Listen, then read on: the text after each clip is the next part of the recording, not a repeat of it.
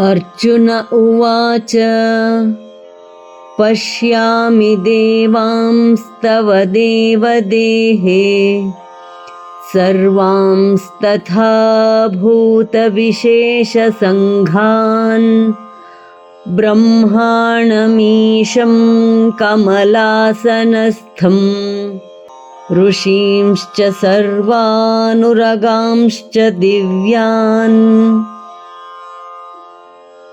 Arjuna said, I see all the gods in your body, O Lord, and the hosts of all grades of beings. Brahma, the Lord, seated on the lotus, and all the sages and the celestial serpents. ಅರ್ಜುನನು ಹೇಳುತ್ತಾನೆ, ಹೇ ದೇವ, ನಿನ್ನ ಶರೀರದಲ್ಲಿ ಸಕಲ ಭೂತ ಸಮುದಾಯವನ್ನು, ಕಮಲಾಸನಸ್ಥನಾದ ಬ್ರಹ್ಮದೇವನನ್ನು, ಋಷಿಗಳನ್ನು ಮತ್ತು ಸರ್ಪಗಳನ್ನು ನೋಡುತ್ತಿದ್ದೇನೆ.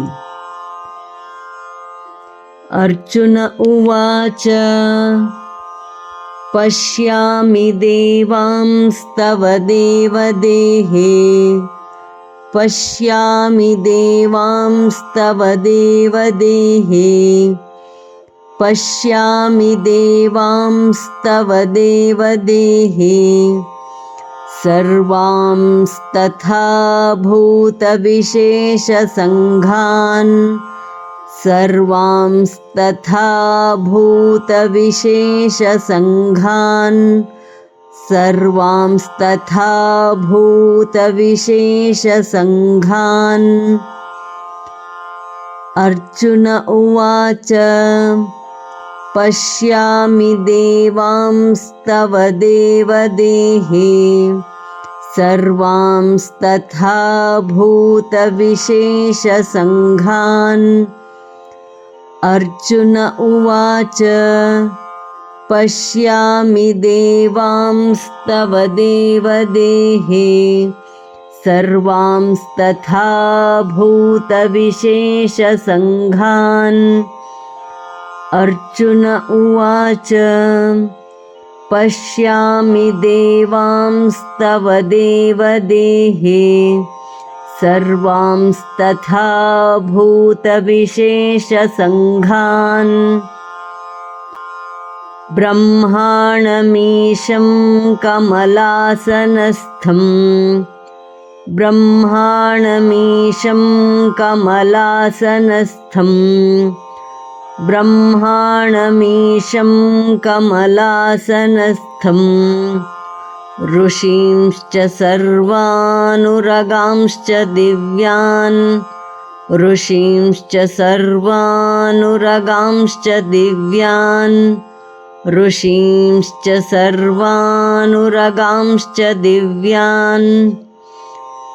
ಬ್ರಹ್ಮಾಣಮೀಶಂ ಕಮಲಾಸನಸ್ಥಂ ಋಷೀಂಶ್ಚ ಸರ್ವಾನುರಗಾಂಶ್ಚ ದಿವ್ಯಾನ್ ಬ್ರಹ್ಮಾಣಮೀಶಂ ಕಮಲಾಸನಸ್ಥಂ ಋಷೀಂಶ್ಚ ಸರ್ವಾನುರಗಾಂಶ್ಚ ದಿವ್ಯಾನ್ ಬ್ರಹ್ಮಾಣಮೀಶಂ ಕಮಲಾಸನಸ್ಥಂ ಋಷೀಂಶ್ಚ ಸರ್ವಾನುರಗಾಂಶ್ಚ ದಿವ್ಯಾನ್.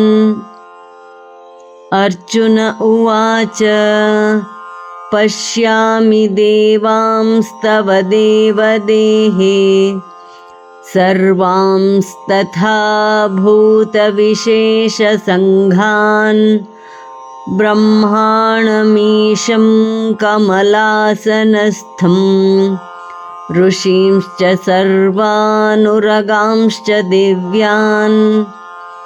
ಅರ್ಜುನ ಉವಾಚ ಪಶ್ಯಾಮಿ ದೇವಾಂಸ್ತವ ದೇವದೇಹೇ ಸರ್ವಾಂಸ್ತಥಾ ಭೂತವಿಶೇಷಸಂಘಾನ್ ಬ್ರಹ್ಮಾಣಮೀಶಂ ಕಮಲಾಸನಸ್ಥಂ ಋಷೀಂಶ್ಚ ಸರ್ವಾನುರಗಾಂಶ್ಚ ದಿವ್ಯಾನ್.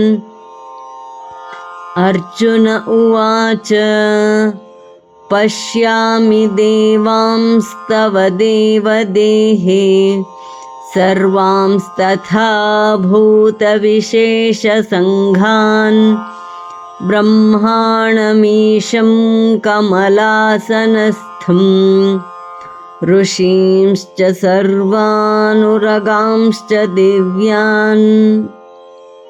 ಧನ್ಯವಾದ. ನಮಸ್ಕಾರ. ಶುಭವಾಗಲಿ.